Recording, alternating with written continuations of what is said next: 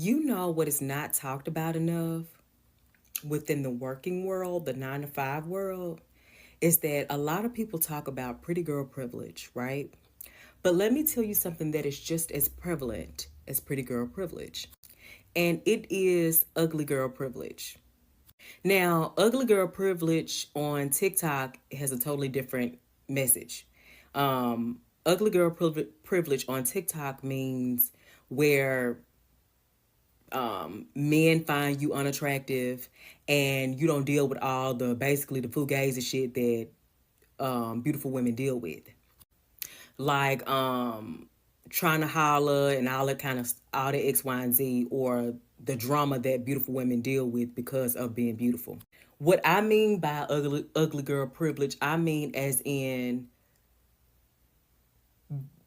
being that you are aware that you're unattractive and you know that you're unattractive, but you have to be good at something. I feel like ugly girl privilege on TikTok, they lean in more of the positive side, but nobody talks about the negative side of pretty girl privilege. And it is just as prevalent as pretty girl privilege. Ugly girl privilege, the dark side of it is just as prevalent as pretty girl privilege. And the shit is equivalent to fucking witchcraft. I'm telling you, it works like a fucking charm. I've seen it happen so many times, especially in corporate America. What I mean by that is, let's say you the only, and sometimes include myself, we've been in those situations where you're the only girl who's attractive in the room, right? Of course, being that you're unattractive and you have women who are highly unattractive and who are highly insecure, they're not going to like you. So what they'll do is create a false narrative in their head. I can't say I don't like you because you're beautiful. I can't say I don't like you because you look better than me. I can't say that. So let me create a false narrative in my head, and as if we're beefing, or as if you've done something to me, even though you don't talk to me, because I feel like you think you're better than me. Let me go lie on you and tell a manager something real quick. When it comes to ugly girl privilege, when a lot of women know they're unattractive, they lean, and when they're insecure, they lean on a really, really dark side. And a lot of them become really great liars and manipulators. I don't care if she's white, black, light skin, brown skin, dark skin, Hispanic, Asian. When it comes to ugly girl privilege, and when they cry in their office with your manager, it's just as strong as white women tears in America. And that shit works. Because naturally, when you're unattractive, people feel bad for you. They do. People don't talk about it enough, but when people find you highly unattractive, they feel bad for you. And they feel like they're forced to compliment you, even when you don't look good. They do. But when it comes down to beautiful women, everything we do is we buy a new car, we buy a new bag. It has something to do with a man. Or if when it come down to beautiful women, oh y'all the hoes. Whole time you got your own money, X, Y, and Z. But that's just how society does us. I'll never forget a time I was at one of my previous jobs, and growing up as a child, I watched The Godfather.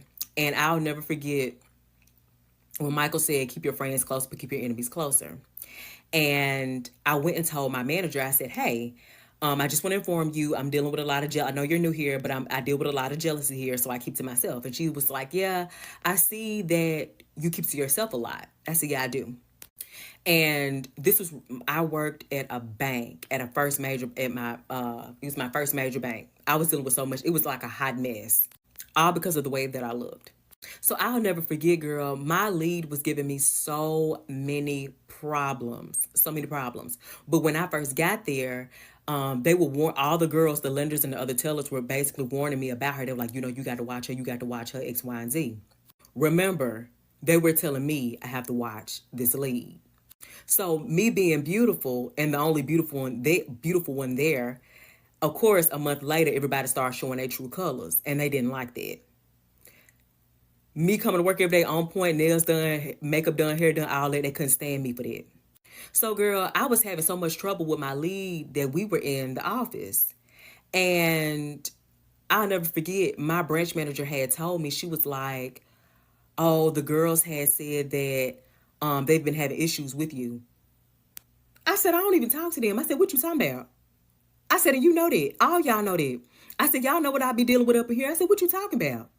I said, and the crazy part is, I said, when I first got here, and I said this in front of the lead as well, in front of her and the lead. I said, when I first got here, I said, the girls were telling me that she was the problem. And I said, I realized that she was. Well, the girls had informed me that the problem is the girl said that you don't say good morning to them in the morning. I said, girl, what? Yeah, they said when you come in the morning, you don't speak. I said, this is the South. This is a general hello. I said, I thought good morning was a general hello. I said, I'm not about to sit up here. Oh, hey, Tika. Hey, Nikki. Hey, Bookie. Hey, bitch, I'm about to clock in and work. If you need that kind of type of time, you need to find you a man or whomever you date. Okay? I said, besides that, I said, because that's crazy. I said, is there anything else? No. That's just all they said, that you don't speak to them and that's been a problem for them. I told her, I said, you know, if I would have never came to you, you would have believed them. You would have believed them. Because one thing about women who are highly unattractive, it becomes a cult. They click up together. It becomes a coven, a cult. No bad bitches allowed. We can tell, baby. It's possums and armadillos up in this clique. We can tell. We can tell.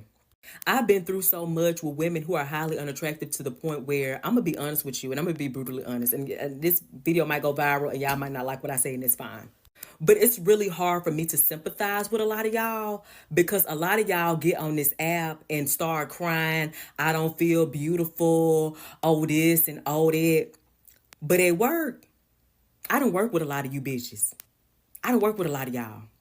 Y'all the mean girls, and I will continue to say this all the time. The original mean girls be the ugly girls who are unattractive, don't keep themselves up or nothing. Just be keeping up shit.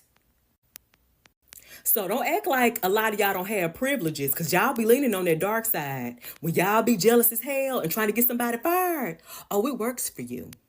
It works for you. When y'all go up in the manager's offices telling lies, it works for you. Because you know, y'all know that when you are unattractive, people naturally feel bad for you.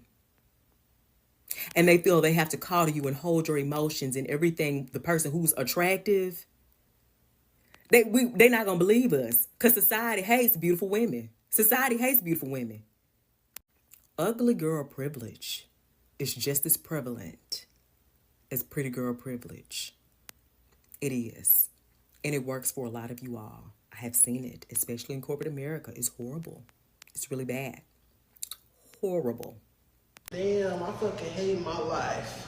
I'm in the Amazon bathroom trying to be quiet about it, but one thing really made me really upset. I saw a girl and the dude playing around, flirting and stuff like that. And it's like, damn, do I look that motherfucking bad for me not to have nobody flirting with me? Damn. It's like, half of it, I hate my fucking life. All the dudes flirt with the other girls. Dudes really don't flirt with me, or am I? It doesn't happen. It doesn't happen. I know, it's probably because the way I'm shaped.